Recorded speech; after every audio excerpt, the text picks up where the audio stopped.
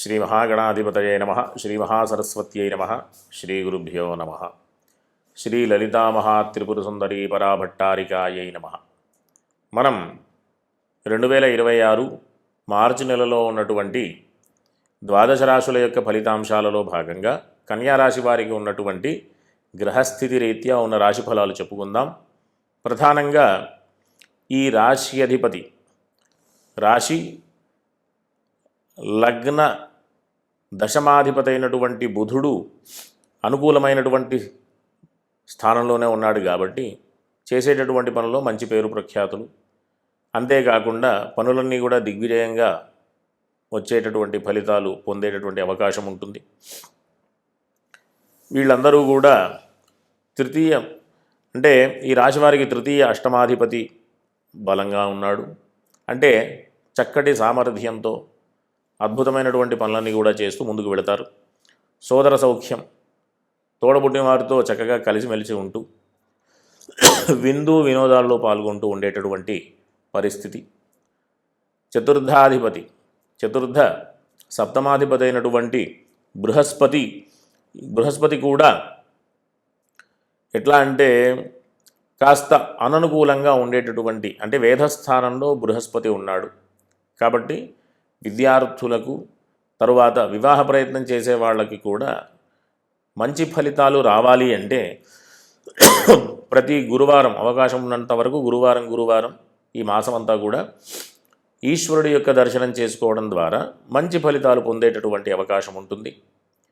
ఈ ఉద్యోగ సంబంధమైనటువంటి ప్రయత్నాలు చేసేవాళ్ళు కూడా ఈశ్వర దర్శనం చేసుకోవడం ద్వారా ఉద్యోగ ప్రయత్నం చేసే వాళ్ళకి అనుకూలమైనటువంటి స్థితి, ఉద్యోగంలో ఉన్నటువంటి వాళ్ళకి ఉద్యోగ లాభం అంటే ఉన్నతోద్యోగ ప్రాప్తి ఉండేటటువంటి అవకాశాలు, ఉండేటటువంటి పరిస్థితి పొందేటటువంటి అవకాశం.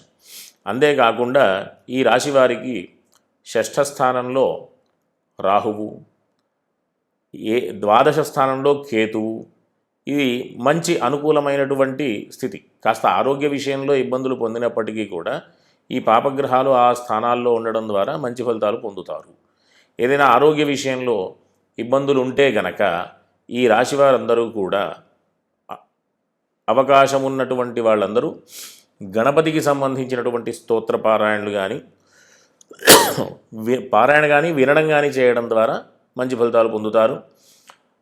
కాకపోతే ఈ రాశి వారికి ద్వితీయ భాగ్యాధిపతి అయినటువంటి శుక్రుడు వేధస్థానంలో సంచారం ఉంది కాబట్టి అందరూ కూడా శుక్రుడికి అనుకూలం, అంటే ఆర్థికపరమైనటువంటి విషయాలు కానివ్వండి, కుటుంబపరమైనటువంటి విషయాలు కానివ్వండి, చేసేటటువంటి పనులలో మంచి ఫలితాలు పొందాలంటే పూర్వపుణ్యమే, మనం చేసుకున్నటువంటి పూర్వజన్మలో చేసుకున్నటువంటి పూర్వపుణ్యమే మనకు ఆధారం. కాబట్టి తత్సంబంధమైనటువంటి విషయాలు కూడా అనుకూలంగా మారాలి అంటే ప్రతిరోజు కూడా లక్ష్మీ అష్టోత్తర స్తోత్రం ఈ మాసమంతా పారాయణ చేయడం ద్వారా కాస్త అనుకూలమైనటువంటి ఫలితాలు ఉంటాయి, మంచి పేరు ప్రఖ్యాతులు. ఎందుకంటే వాగ్బలం పెరిగి ఆ మాట తీరు వల్ల సమాజంలో మంచి పేరు ప్రఖ్యాతులు వచ్చేటటువంటి అవకాశం కూడా ఉంది. ఏ రకంగా అంటే ఈ లక్ష్మీ అష్టోత్తర స్తోత్రం పారాయణ చేయడం ద్వారా మంచి ఫలితాలు పొందుతారు. ఈ రకంగా ఈ రాశి వాళ్ళందరూ కూడా ఉన్నత విద్యలు కానివ్వండి, సామాన్యమైనటువంటి అంటే ప్రాథమిక విద్యలు కానివ్వండి, తత్సంబంధమైన విషయాలన్నీ కూడా అనుకూలంగా మారాలి అంటే బృహస్పతి యొక్క అనుగ్రహం ప్రధానంగా ఈ రాశి వారికి అవసరం. అంతేకాకుండా ఈ వివాహ ప్రయత్నం చేసే వాళ్ళందరూ కూడా ఈ రాశి వాళ్ళు, అంటే కన్యా రాశి వాళ్ళు వివాహ ప్రయత్నం చేసే వాళ్ళకి అనుకూలమైనటువంటి ఫలితాలు రావాలన్నా, భాగస్వామ్యంలో అంటే వృత్తి వ్యాపారాల విషయంలో భాగస్వామ్యంలో ఉన్నటువంటి వాళ్ళకి మంచి ఫలితాలు రావాలన్నా, ఉన్నత విద్యలకు సంబంధించినటువంటి విషయాలలో మంచి ఫలితాలు రావాలన్నా బృహస్పతి యొక్క అనుగ్రహం, అంటే ప్రతి గురువారం కూడా ఈశ్వర దర్శనం చేసుకోవడం ద్వారా మంచి ఫలితాలు పొందేటటువంటి అవకాశం ఉంది. కాబట్టి అందరూ కూడా చక్కగా ధార్మికమైనటువంటి మార్గంలో వెళుతూ చక్కటి ఫలితాలు పొందుతూ సుఖంగా ఉండాలని ఆశీర్వదిస్తూ స్వస్తి. శ్రీ మహాగణాధిపతయే నమః శ్రీ మహాసరస్వత్యై నమః శ్రీ గురుభ్యో నమః శ్రీ లలితామహాత్రిపుర సుందరీ పరాభట్టారికాయై నమః. మనం 2026 మార్చి నెలలో ఉన్నటువంటి ద్వాదశ రాశుల యొక్క ఫలితాంశాలలో భాగంగా సింహరాశి వారికి ఉన్నటువంటి గ్రహస్థితి రీత్యా ఉన్న రాశి ఫలాలు చెప్పుకుందాం. ముందుగా రాశి అధిపతి అయినటువంటి రవి సప్తమ స్థానంలో, అష్టమ స్థానంలో ఈ మాసమంతా కూడా సంచారం ఉంటుంది కాబట్టి ఇది మిశ్రమమైనటువంటి ఫలితాలు సూచించేటటువంటి పరిస్థితి. చేసేటటువంటి పనులలో సామాన్యంగా నెలంతా గడుస్తుంది. ఆశించినటువంటి ఫలితాలు మధ్యమైనటువంటి ఫలితాలుగా మనం పొందేటటువంటి పరిస్థితి.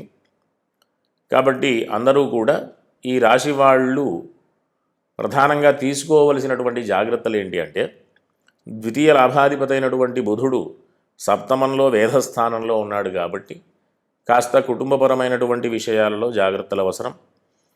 అంతేకాకుండా ఈ రాశివారు ఆర్థికపరమైనటువంటి విషయాలలో కొన్ని ఇబ్బందులు ఎదుర్కొనేటటువంటి పరిస్థితి ఉంది. కాబట్టి ఈ మాసమంతా కూడా అవకాశం ఉన్నంత వరకు విష్ణు సహస్రనామ స్తోత్ర పారాయణ చేయడం ద్వారా ఆర్థికపరమైనటువంటి విషయాలలో ఇబ్బందులని అధిగమించేటటువంటి అవకాశం ఉంటుంది. ఆర్థికం అంటే రెండు రకాలుగా ఉంటుంది. ఒకటి లాభధనం, రెండు ఆర్జిత ధనం. సంపాదించి పెట్టుకున్నటువంటి బ్యాంక్ బ్యాలెన్సు, ఆస్తిపాస్తులు ఇట్లాంటి వాటిని ఆర్జిత ధనంగా పరిగణలోకి తీసుకుంటాం. లాభధనం అంటే ప్రతినిత్యం కూడా ప్రతి నెల వచ్చేటటువంటి జీతాలు కానివ్వండి, నిత్యకృత్యంలో ఉండేటటువంటి రొటేషన్ చేసేటటువంటి ధనం విషయం కానివ్వండి, ఈ రెండు రకాలైనటువంటి విషయాల్లో కాస్త జాగ్రత్తలు తీసుకోవడం అవసరం. అనవసరమైనటువంటి ఖర్చులు చేస్తూ ఇబ్బందులు పడకుండా ఉండాలని అందరికీ సూచన. అంతేకాకుండా ఈ రాశివారు ఈ మాసమంతా కూడా విద్యార్థులు కానివ్వండి, తరువాత వృత్తి వ్యాపార ఉద్యోగాలలో ఉన్నటువంటి విషయాలు కానివ్వండి, భూగృహాలకు సంబంధించినటువంటి వ్యాపారస్తులు కానివ్వండి, వీళ్ళందరికీ కూడా కాస్త మధ్యమైనటువంటి మిశ్రమమైనటువంటి ఫలితాలు ఉంటాయి. కాబట్టి విద్యార్థులు ప్రత్యేకంగా మంచి ఫలితాలు పొందాలి అని అనుకుంటే ప్రతిరోజు కూడా సుబ్రహ్మణ్య స్వామికి సంబంధించినటువంటి స్తోత్రాలు, ఉదాహరణకి సుబ్రహ్మణ్య అష్టకం, సుబ్రహ్మణ్య కరావలంబ స్తోత్రం, ఇట్లాంటి స్తోత్రపారాయణ చేయడం ద్వారా అనుకూలమైనటువంటి ఫలితాలు. ఎందుకంటే ప్రధానమైనటువంటి రోజు విద్యార్థులకి పరీక్ష సమయం కాబట్టి ఆ విషయంలో ఇబ్బందులు పడకుండా ఉండాలి అంటే కాస్త ధార్మికంగా కూడా ప్రయత్నం చేస్తూ ఉండాలి. దైవికమైనటువంటి మార్గంలో కూడా వెళుతూ ఉండాలి. ప్రధానంగా ఈ సింహరాశి వారికి అష్టమ స్థానంలో శని సంచారం కాబట్టి అష్టమ శని అంటూ ఉంటాం. అష్టమ శని విషయంలో కాస్త ఆరోగ్య విషయంలో జాగ్రత్తలు అవసరం. అంతేకాకుండా చేసేటటువంటి పనులలో కాస్త ముందు వెనకాల అయ్యేటటువంటి అవకాశాలు కూడా ఉన్నాయి. అంతేకాకుండా చేసేటటువంటి పనులలో ఇబ్బందులు పొందకుండా ఉండాలి అంటే ప్రతి నిత్యం కూడా కాస్త ఈ విష్ణు సహస్రనామ స్తోత్రంతో పాటు సుబ్రహ్మణ్యాష్టకంతో పాటుగా హనుమాన్ చాలీసా పారాయణ చేయడం కూడా ఈ సింహరాశి వారికి ప్రధానమైనటువంటి విషయాలన్నమాట. ఈ రకమైనటువంటి ఈ స్తోత్ర పారాయణ చేస్తూ చక్కగా ఎట్లాంటి ఇబ్బందులు లేకుండా ఈ మాసమంతా కూడా మంచి ఫలితాలు పొందాలని, ఈ భూగృహాలకు సంబంధించిన విషయంలో కానివ్వండి, ఆర్థిక విషయంలో కానివ్వండి, విద్యార్థులకు సంబంధించినటువంటి విషయంలో కానివ్వండి, అందరూ కూడా చక్కగా మంచి ఫలితాలు పొందాలని ఆశీర్వదిస్తూ స్వస్తి.